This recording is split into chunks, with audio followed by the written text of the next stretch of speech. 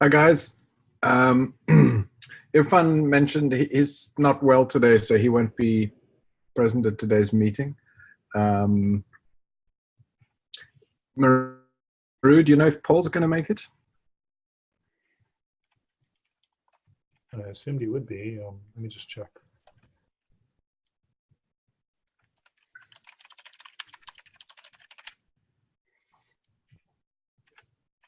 While you're doing that, I noticed that the meeting notes were a bit behind. The last time we took notes was about 2 weeks ago.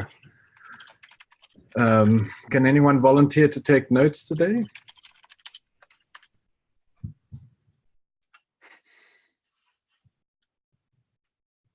I don't actually think they're behind. I think the date was just wrong in the most recent collection, as per Greg's comment.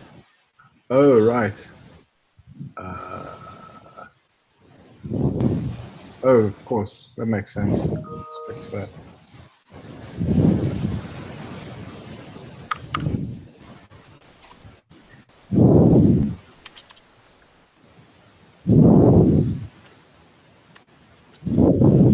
Okay, if no one else can, I can take notes today.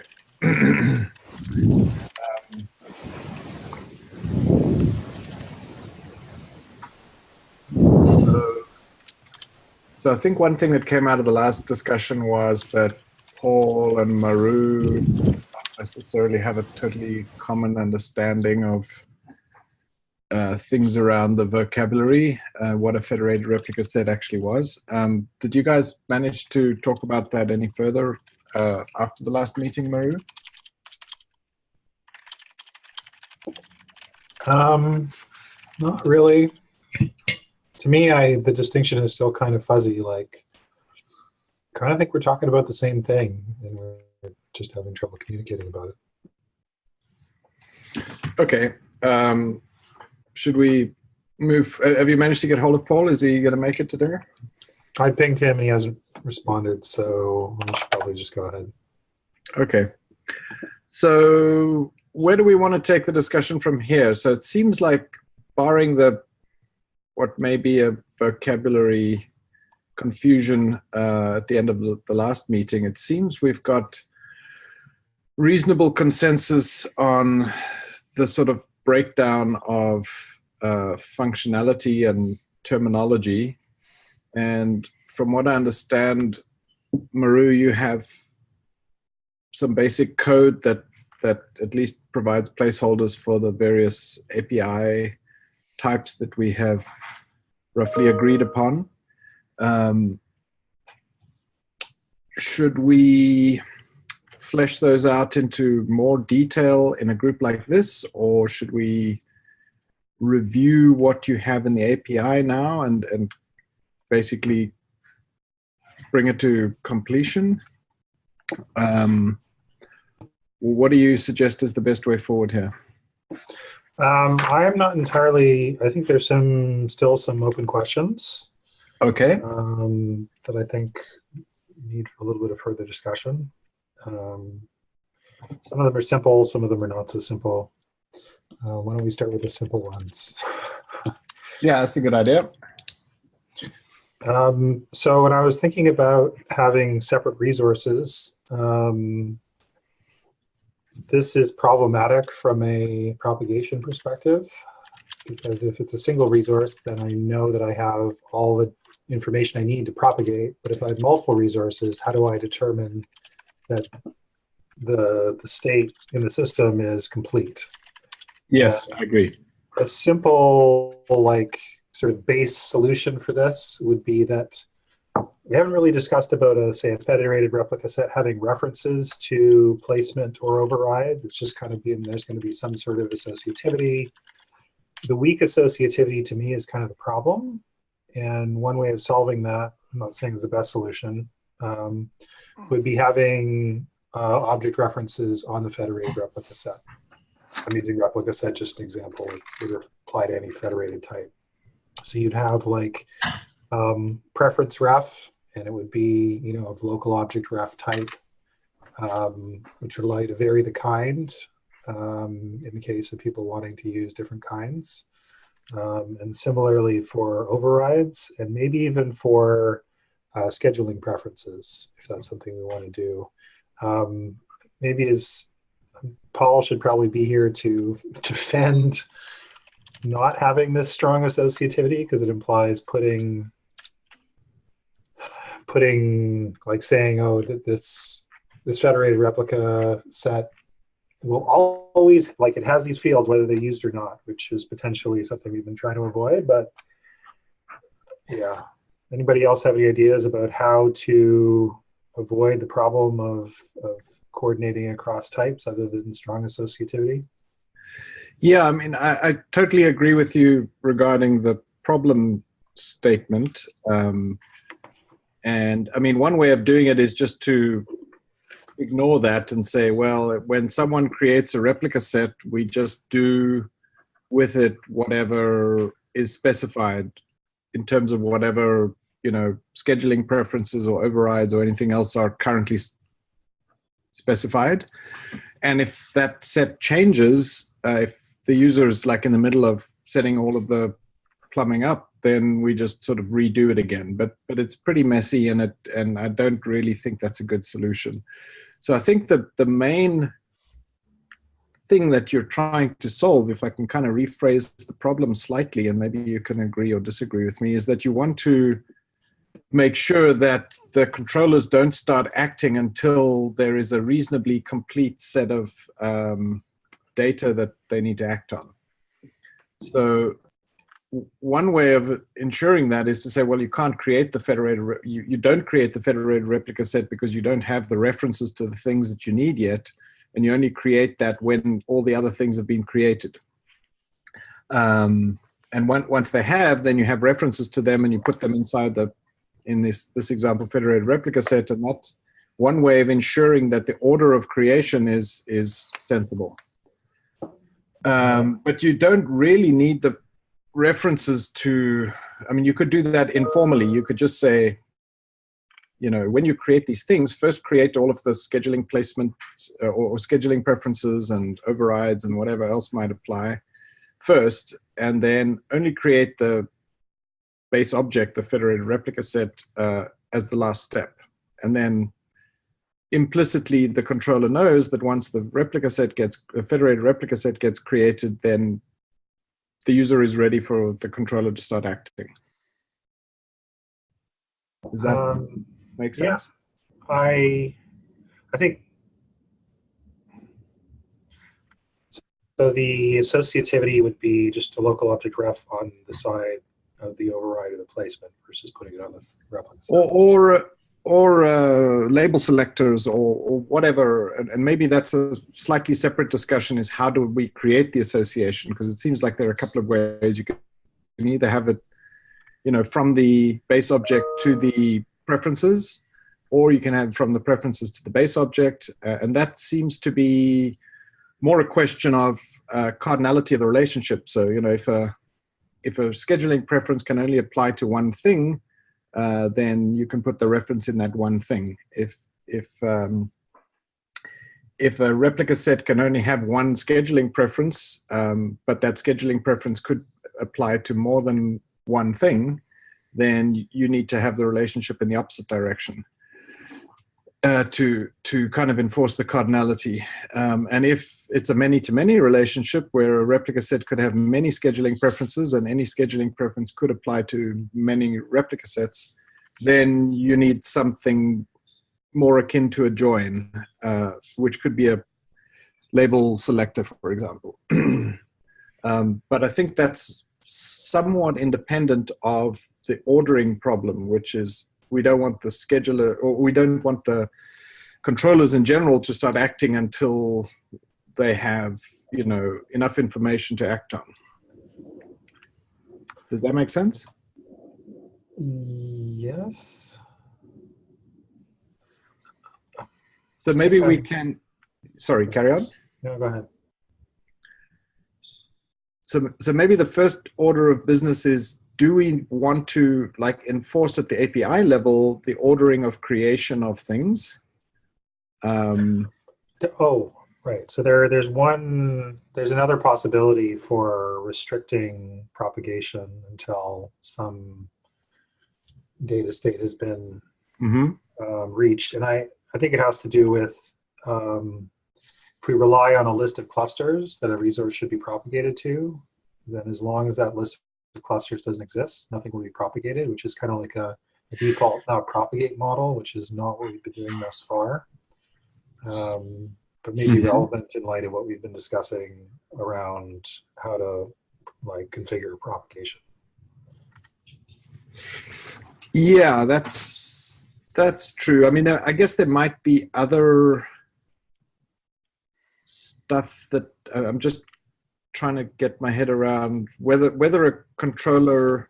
So, for example, if there isn't actually a propagation preference, I would assume we might have a default, which is like send to all the clusters, and so the controller would perhaps struggle to know whether the user had just wanted the default.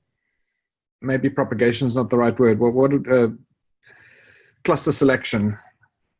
The default cluster selection might be select all clusters, And so even if there isn't anything that says send it to these clusters, we might assume that that means send it to all clusters. Does that make sense? Yeah, I guess I was kind of thinking that that would be something that could be done by maybe even like a very low, a very simple scheduling mechanism. But regardless of how it was like how the default was arrived at, you're right that it doesn't really allow for any kind of coordination. But we still do have the option, I think, of just saying, well, you know, once the replica set, the federated replica set object gets created, we assume that all of its dependencies exist, and therefore we can act on it. And if you don't want us to act on it, don't create it yet until you've created all the other stuff. So this, I guess this sort of ties into a slightly higher order concern I was having around having things split up, which was how to coordinate scheduling with propagation. I mean, if you have a kind of a pipeline where it's all just done in one thing, that's one thing, but that maybe limits extensibility, at least for the purposes of experimentation. So if I don't want to propagate until I have a scheduling decision, and yet by default, I'm just going to send it everywhere, regardless of scheduling or regardless of what cluster specific values the scheduler might decide upon. Can you think of a way to coordinate those? It kind of seems like it's not something that can just be done trivially. There needs to be some sort of way of identifying when some work was completed. So I think I understand your concern, and if I do understand it, then I agree with it. And maybe one way around it is the similar pattern to what I just described earlier, which is that we have specific objects that need to exist for that stage to continue. So using the default the default cluster selection example, even though the absence of a cluster selector might indicate that we want to go to all clusters, the scheduler is the thing that needs to decide that, whether that's a human scheduler or a software scheduler. And until it has decided to send it to all clusters, there won't actually be a directive, let's call it a cluster replica set, to tell the propagator to propagate to all the clusters. So the propagator will basically sit there waiting for someone to tell it to propagate to all clusters. Okay, so essentially propagation would be gated on the existence of a propagation resource for a given resource. Yeah, exactly. Okay, and that could be manually created or created by a controller, but I think that makes sense. Yeah. Okay. And so for each one of these logical controllers that we've described, whether it's the overrider or the propagator or the scheduler, or what were the other ones, cluster selector, etc. Each one of them is gated on a very specifically defined type. So all it does is it watches for those types, and when new ones get created, it interprets that as a work queue item and does its thing. And as long as we specify that clearly, then the job of the schedulers is clear, and the only thing it creates is a sequencing dependency, which in eventually consistent systems is potentially a bit tricky.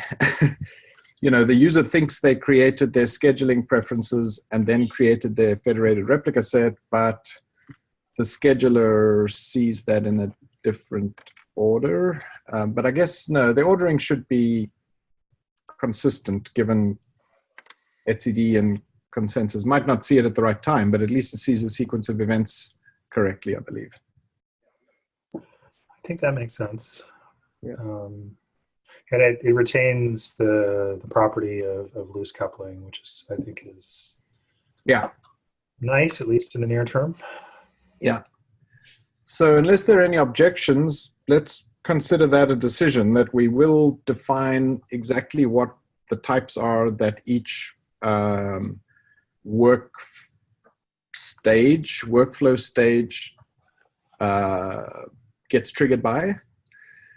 And those will be explicit things and in the API. And that way we can, force the sequencing of what is essentially a workflow. So you need to perhaps, create overrides before you, or select clusters before you apply overrides per cluster, before you propagate to the underlying clusters, for example. So we just need to define that, exactly what that state machine looks like and what the triggers on each state transition are.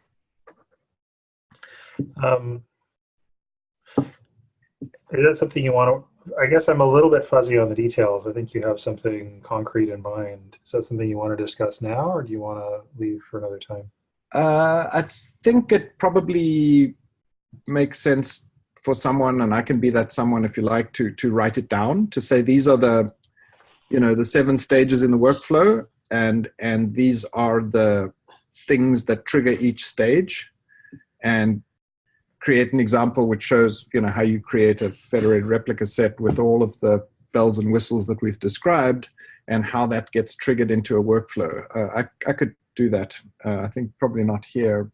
Probably better to just write it up and circulate it after the meeting. Okay. So just to briefly summarize, so Paul isn't completely lost. Oh, is he back? Sorry, I didn't notice that. Hello, yeah. Paul. Hey, sorry about that. So we're just discussing how to ensure that the propagator will have correct state when it's trying to make a decision about what to do. And the consensus was, unless anybody, any dissenting opinions, please speak up, but that the propagator would be gated by objects like, it wouldn't actually do any propagation unless a propagation resource existed, and that would allow time for a scheduler to decide on what it wanted to do. And there'd kind of be like Quentin's going to write up something that kind of defines what the workflow is going to be. You have to create things in a certain order if you want to have, if you just create a federated resource, it's not going to get propagated. If you create a propagation resource for that resource, it'll get propagated, but it won't include overrides or, what was the other one? Oh, placement is separate. Anyway. So it sounds like the TLDR is there's a propagation resource that gates what is actually propagated, right? Yeah, and that applies to not just propagation, but to anything. Yeah. Overrides or scheduling or anything. Right. Yeah, I think that makes sense. And I've been actually thinking about something similar as a way to make sure that, like, you didn't have changes that were prematurely propagated before they were ready. Yeah, that was exactly this conversation. How do we, and I think, yeah, the consensus was, so one approach is actually just to do it even if you're not ready, and then fix it up afterwards if the world changes, which, you kind of have to do anyway. Later on, somebody's going to update the cluster preferences or update the overrides, and you're going to have to, fix everything up. But it seems like on initial creation, you want to avoid, busy work and creating intermediates that weren't really intended to be there. Yeah, and I could also see there being at least a use case for, like, you might only want to do the propagation if there's work to be done on that resource. So, like, you could potentially have that resource, the propagation resource, be the thing that gates everything, even like on day 2. As a starting point to have it gate like the initial propagation, I think makes a lot of sense. Well, just to be clear, so I don't think that was the conclusion we came to. The conclusion was that each of these stages, so whether it's scheduling or overrides or propagation, each one would have a well-defined gating API object. And if that object didn't exist, then that stage would not kick off. And then implicitly, each of those stages would produce new API objects, and which would then trigger the subsequent stages. That's maybe a little bit vague and meta, but to give a concrete example, so you create so one example might be you create a federated replica set, but you don't yet have a cluster selector, and you don't yet have overrides, and you don't yet have propagation configuration. So basically, nothing would happen until perhaps the cluster selector controller, the scheduler, let's call it, says, oh, there is one of these federated replica sets. It doesn't have a specified cluster selector, so I am going to assume that the default is required, and I'm going to decide to send it to all clusters. And then the next phase might be overrides, but overrides don't have anything specified as to what the overrides are per cluster. At least it knows what clusters it's going to now. And maybe it decides I do no overrides because, or the default overrides, whatever they are. You know, maybe the cluster name gets overridden or something, or the equal balancing of replicas across clusters might be a default override. And then it produces, you know, the propagation objects, which then tell the propagator that it can now propagate these things to the clusters that were selected, etc. And if you want to stop that whole chain, so you could potentially have defaulting all the way down that chain, but at least it makes sure that the sequence of events is correct. And if you didn't want to start the sequence of events at all, you just wouldn't create the federated replica set, the thing at the head of that chain, until you had all the other stuff in place. Sorry, you'd need to have an override. I guess I'd conceived of it kind of being an optional thing, and if you didn't provide it, no overriding would be done. And the suggestion is that it's kind of like propagation, in that you wouldn't actually do anything unless you had an override, and it'd be a controller responsible for setting a default override resource for a federated type resource before propagation would commence. Yeah, maybe that's what I was trying to say. Maybe that's a better way of saying it. You need to give the overrider controller the opportunity to do whatever it is that it needs to do, and maybe that's a no-op before it gives the go-ahead for propagation.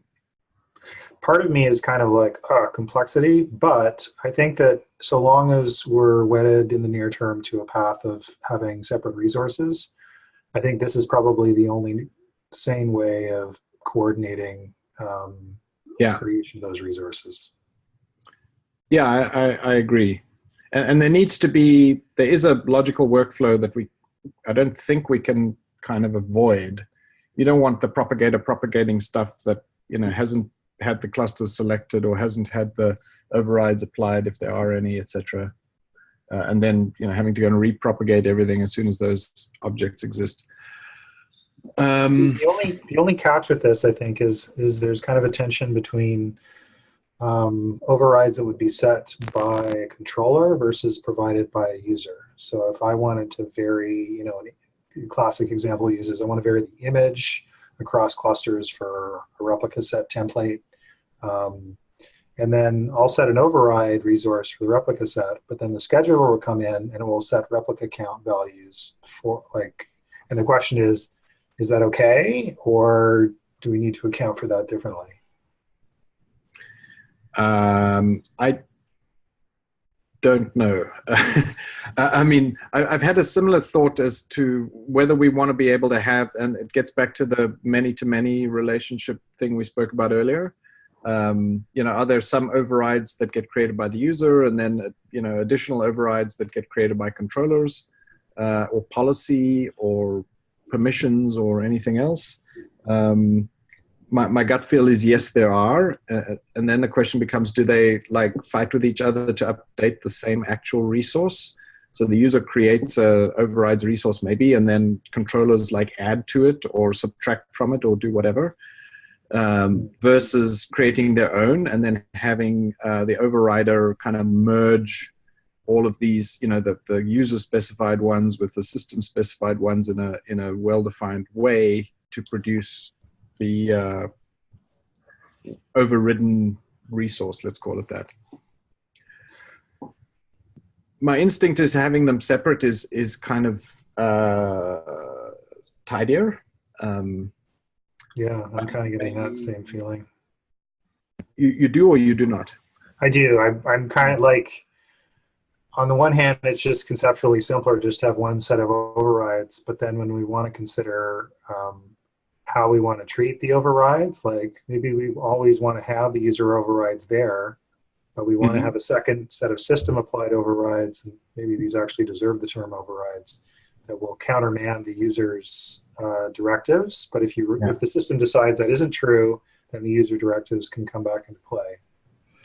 Yeah, I guess it's probably worth thinking about the use cases in terms of, do we expect there to be a use case that we want to be able to support? And I see no reason, like, from the priors not to be able to do this, but that a user could just say, I want to bump, like, regardless of what, like, scheduler, resource, or other thing is programming this API, I want to make sure that there are 50 replicas in this particular cluster. Is that a valid use case?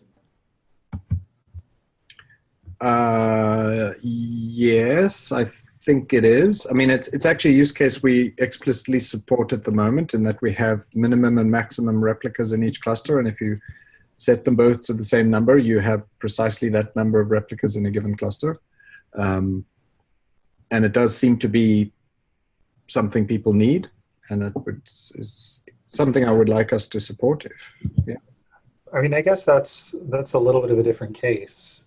I mean, I absolutely need to support that, but it's like the difference between overrides and scheduling preferences in my mind. The result of the scheduling preferences will be scheduler decided overrides.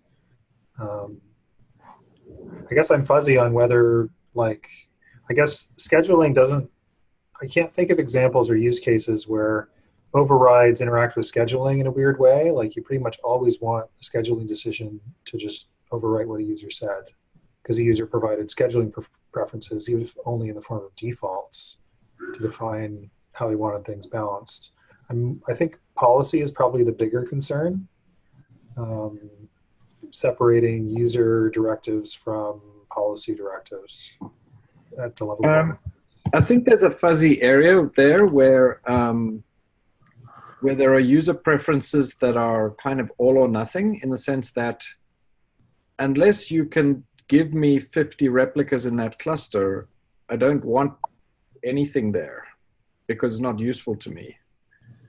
So if your policy says that I only have 20, let's say, quota there, or that I'm not allowed to do something, rather just tell me that my request has failed so that I can change it, pick a different cluster or do whatever, than give me something materially different than what I asked for, which is not useful to me.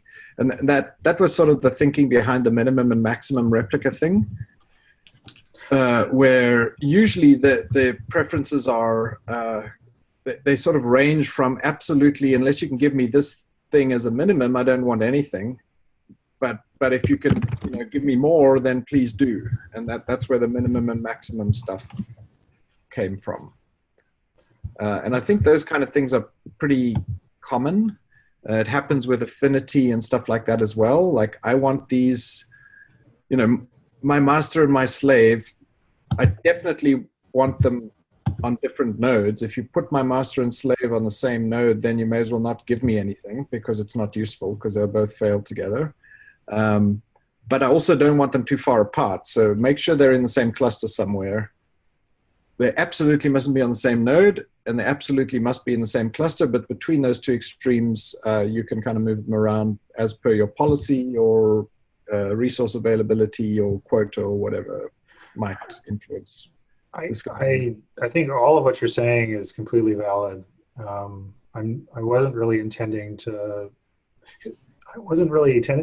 sort of focus on the decision making, as it will, like the scheduling or policy making. That's kind of something that has to happen. I was just focusing on, like, the overrides, which to me are like the outcome of either a user decision or a scheduling or policy decision. And so the question is, do we need to separate user directives from the outcomes of policy or scheduling? Does that make sense? Yes, I think we do. For Okay. amongst other reasons, to make it very clear which is which. You know, it's useful both for a user and for a controller to know that this is what the user asked for and this is what the policy has to enforce, and make them very obviously. I mean, they don't have to necessarily be separate objects, but I don't think that the one should overwrite the other one, and we lose information about what the user asked for just because the scheduler decided to put them somewhere. The main reason I mentioned the earlier stuff was that I think we need to take into account that there's a point. You can't just override things the users asked for in all cases, because sometimes that makes the end result completely unuseful to the user, and they would rather have a failed API call, or something that fails to create at all, than some compromised version of what they asked for. I would tend to agree. I'm just hoping that the scheduler could be intelligent enough to give them what they want or not.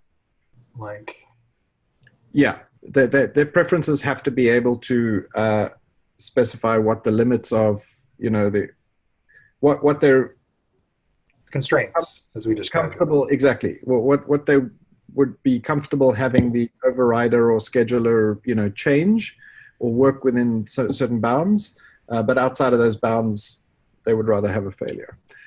So, okay. I think we need to discuss this stuff, but I'm hoping to it sounds like we do need to have effectively user override and system override yes, for each resource, and potentially. So the question is then, and I guess maybe this could be deferred to the workflow topic, but I mean, it sounds like the system override should gate propagation. You don't propagate a resource until you see a system override provided by something. I'm not sure a user override is required, and maybe it would be safe to go, if a user override was not provided, I'm just going to pretend like that's not a problem, and I won't apply any user overrides. And if in the future they decide to create one, then I'll use it. But the system override will gate it, because that ensures that any scheduling or other sort of decision-making apparatus has a chance to make a decision. Does that make sense? Did I drone on too long? No.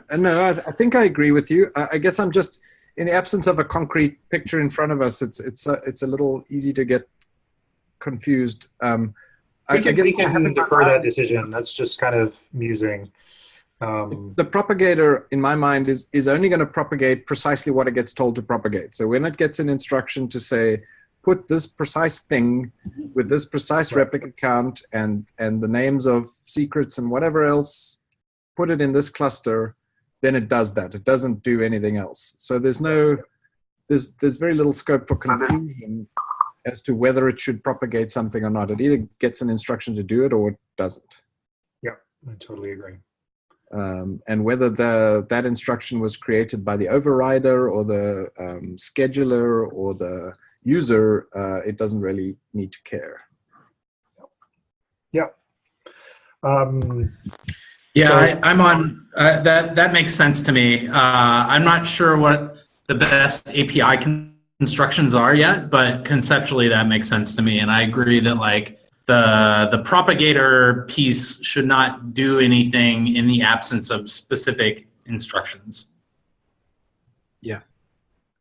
And so I'll take it to do item to put a straw man up there for approximately what these different API resources look like and who creates them and what sequence they get created. There's kind of a logical pipeline.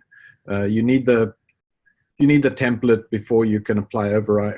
You need the template before you can schedule it, before you can provide overrides, etc. Probably something like that. I can draw that up in a diagram and put some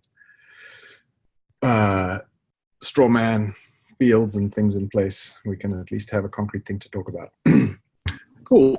So maybe we leave that where it is. It sounds like we're broadly in agreement there.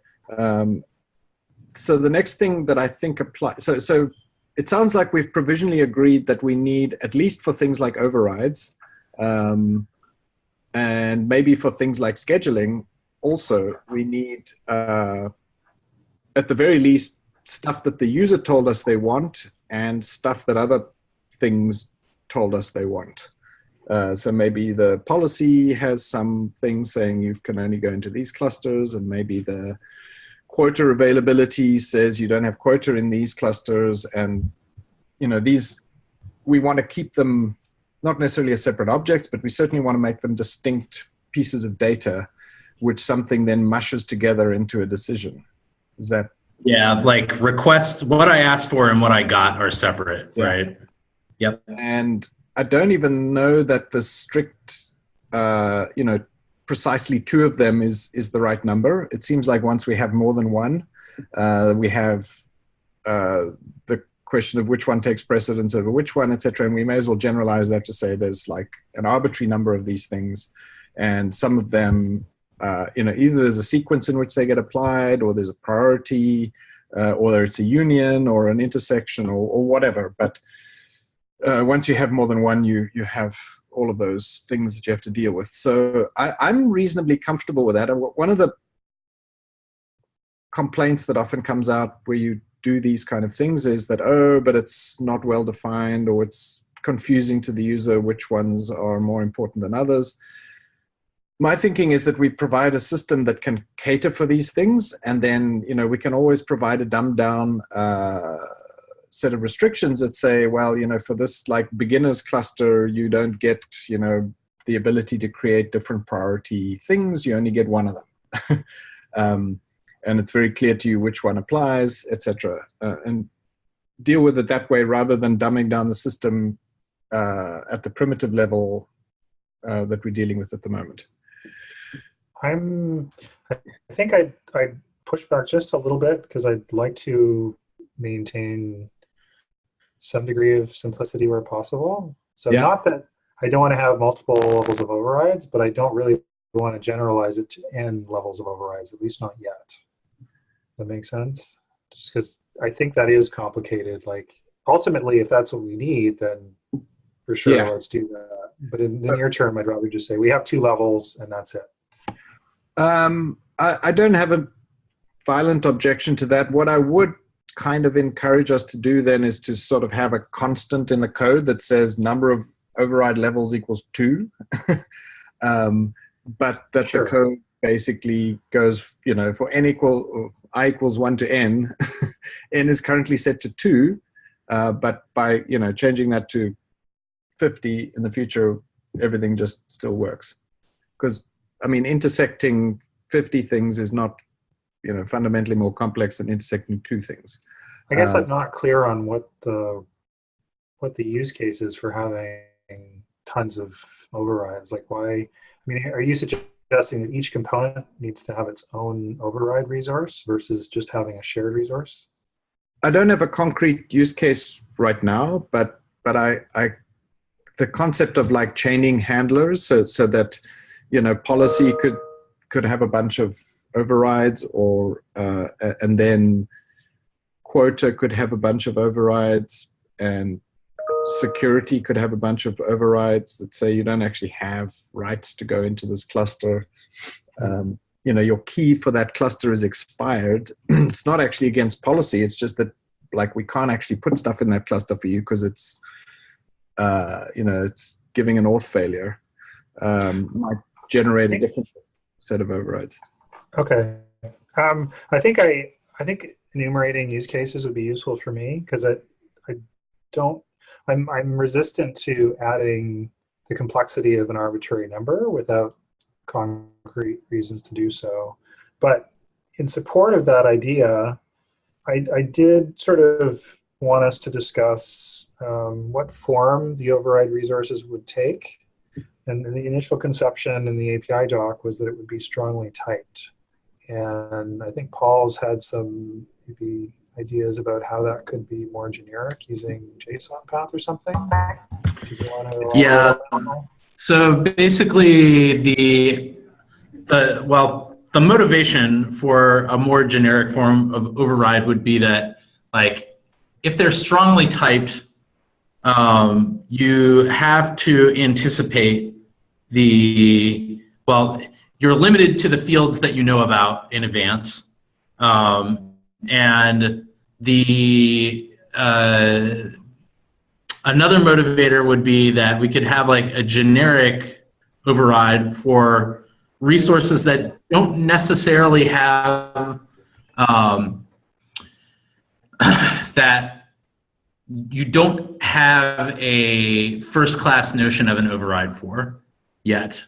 So the idea would be that instead of having a strong typing, that you could have like a API construction that was similar to representing like a strategic merge that you could apply to objects that would, in theory, let you do just about any mutation that you wanted.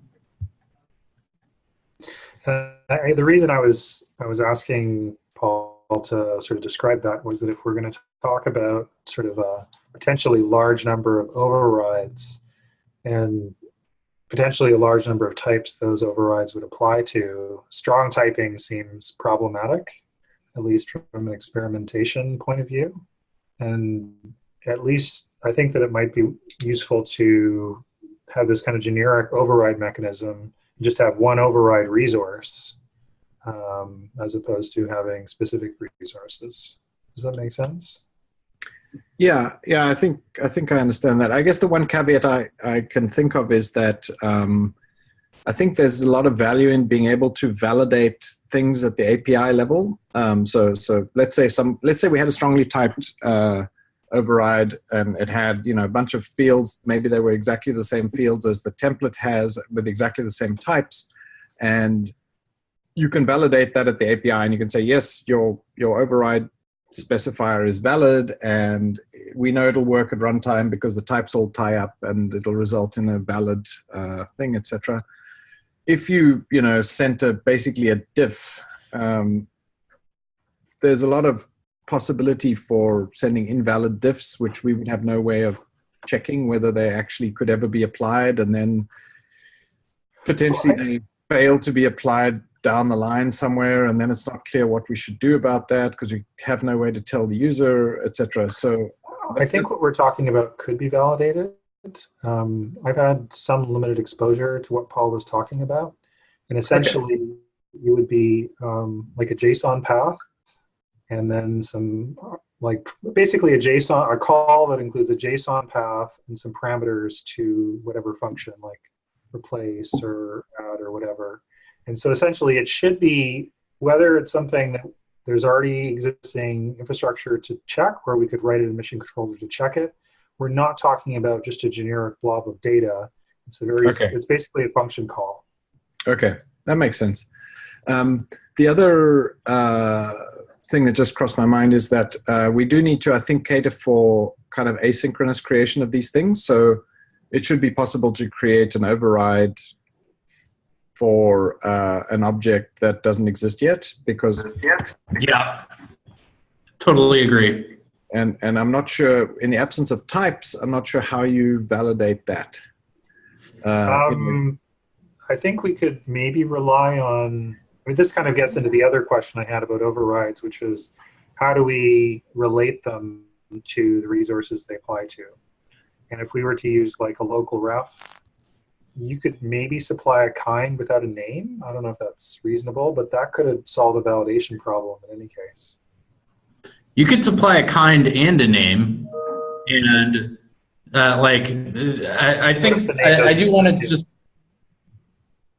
I want to spend a moment on one thing that Quentin said, which I think is worth driving home, that we do need to be able to create resources out of order, because, for example, if you have if you pass a file to cube controlled create-f, they are the resources in that file aren't necessarily created in order. So we have to be able to support creating things out of order in general. Yeah, I think there's actually a much stronger motivation than that for it, which is, so are you saying, I mean, Just to be clear, so does kube control create all those things in the file in parallel? Is that what you're saying in practice today? I'm not sure exactly what the implementation is, but it's possible that they're created out of order. I don't think it's deterministic, the order that they're created in. So that would seem like I mean, I think it should be possible to create them in order. It seems like a desirable property to be able to tell kube control to create things in a particular order, because there are cases where ordering is important. And yeah, so one thing, but more importantly, whether you use kube control with an aggregated file or any other way of doing it, you definitely need to be able to create things that apply, like an override that applies to a resource which doesn't exist yet, because that's, as per our previous conversation, one of our mechanisms for gating stuff is to not create the thing that kicks off the pipeline. So for that reason alone, irrespective of kube control or anything else, we need to be able to support that. Okay, so I'm doing a very bad job of creating notes. In fact, I have written absolutely none of them yet. I'll have to catch Luckily, it's recorded. Oh, perfect. Yeah. So I can go through afterwards and catch up the notes on the recording, based on the recording. Okay. So we've agreed we've got these workflows and we've got these trigger points that trigger stages in the workflow.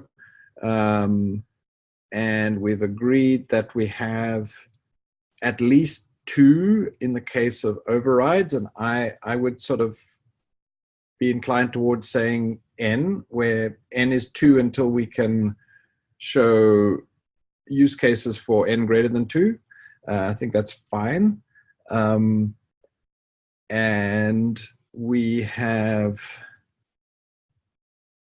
agreed that there's probably some priority. If you have more than one, there needs to be a priority where certain things override other things. Like system overrides take precedence over user preferences, perhaps. What else have we decided? Well, more importantly, what else do we think we still need to decide? Maru, you mentioned you had a few questions you wanted to talk about today. Have we dealt with all of them, or is there still stuff on your list? We dealt with overrides. The other thing that I was, I think there's still uncertainty in my head is just namespace handling. We know we touched on it and words were said, but I don't think there was conclusion in my mind as to how best to support. Like namespaces is a simple thing that just are a container and you just create them on the, you create them implicitly on the member clusters. That's one thing. But in terms of actually providing overrides for namespaces, I guess the discussion would allow for that. I guess maybe it's not as confusing as I was thinking, except that there's no real way to provide template. Like if I have a federated replica set, the labels and annotations on the federated replica set do not necessarily correspond to the labels and annotations in the template. They can vary. In the case of a namespace, that's a little bit harder to achieve because as I've been thinking about it, I don't see how we do a namespace template unless it's just a one-to-one relationship with namespaces and we'll just manually assure that. I guess that could be done. Is the problem kind of clear? It's just more challenging to have a federated namespace than another federated resource because namespace is implicitly a container. And we could do a federated namespace, but essentially it would be, all it would be able to do is apply, like, I guess, the metadata to the resource that was propagated. Well, so a namespace at the moment is kind of 2 different things. A namespace is what it's called. It's a space for names. which allows, different users to create things with the same name, but they just put them in different namespaces. And it's also become a kind of a security boundary where there are a whole bunch of implicit restrictions as to under what conditions you can cross namespaces. And the default answer seems to be you can't. And I'm not an namespace expert, but that's the impression I've got. I don't particularly like the fact that they mean these two different things. Spaces for names as well as security boundaries, but be that as it may, they seem to be quite popular. People seem to understand them and seem to use them, and there is less of an outrage against this sort of dual personality than I would have expected. So on that basis, I would be inclined to say, let's just stick with namespaces conceptually as they are at the moment, even if they're slightly schizophrenic in that they mean two things. And in that context, I'm not sure that I understand why they are fundamentally much different than anything else in any other federated resource. And maybe I'm missing something, but the key difference is that a federated replica set in the federation control plane does not necessarily have a corresponding replica set in the federation control plane. Whereas a namespace there'll be a namespace, a Kubernetes namespace containing some federated resources. And in order to vary the propagation of that resource to the member clusters, there needs to be a separate federated namespace that provides, say, a template that can vary the labels. Now, an override would allow you to vary per cluster, right? But it's more like, I want this namespace to appear in all clusters with this label, which differs from the labeling that I have in the federation control plane. Does that problem make sense?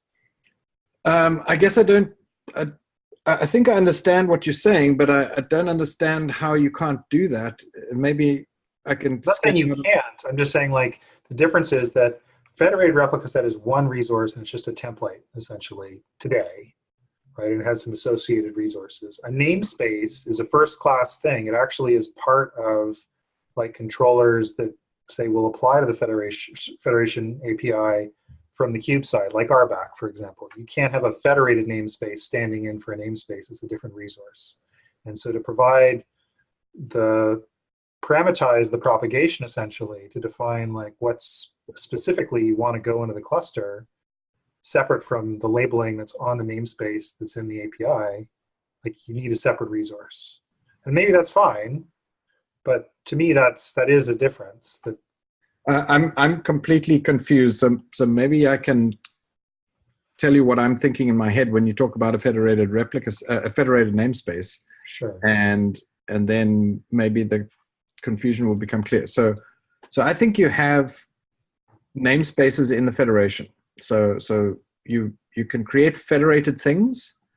And the example we've been using, federated replica set, and that API object, which lives essentially only in the federation control plane, lives in a namespace, which means that you can create two different users, or the same user can create two different federated replica sets in different namespaces in the federation control plane. And inside each one of those is a template that says, Mr. Controller, please go and create a replica set in, the clusters that I specified in my cluster selector with the overrides I specified, etc. And you go and stick that into each cluster. And then you have a replica set in each cluster.